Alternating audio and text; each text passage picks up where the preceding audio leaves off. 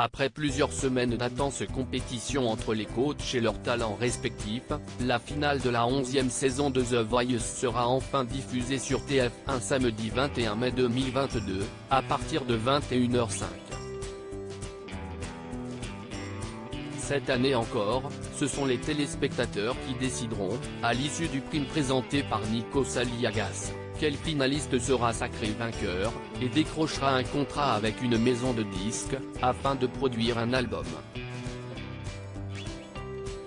Si certaines finales étaient déjà jouées d'avance lors des précédentes saisons, comme par exemple celle de la saison 3 où Kenji Girac a écrasé ses 3 concurrents en récoltant 51% des voix, d'autres furent beaucoup plus serrées. La finale la plus disputée de l'histoire du télécrochet de TF1 s'est d'ailleurs produite un an avant le sacre de l'interprète de la chanson Color Ritano.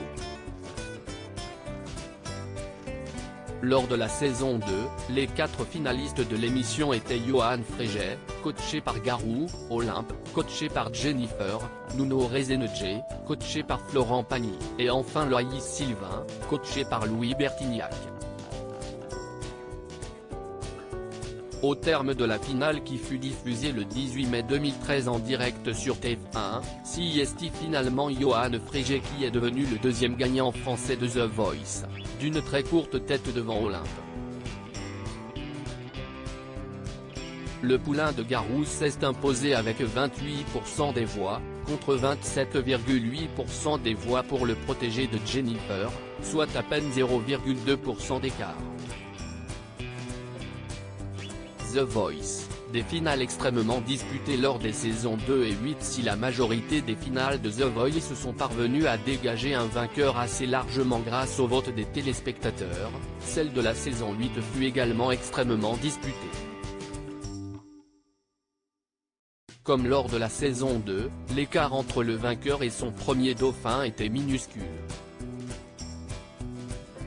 Cette année-là, les finalistes étaient Whitney Marin, coaché par Mika, Clément Albertini, coaché par Soprano, Sidoine Rémy, coaché par Jennifer, et Pierre Danaé, coaché par Julien Clerc. Au final, c'est Whitney Marin qui l'a emporté avec 37,9% des voix devant Clément Albertini. Ce dernier avait récolté 37,5% des voix, soit seulement 0,4% de moins que sa concurrente.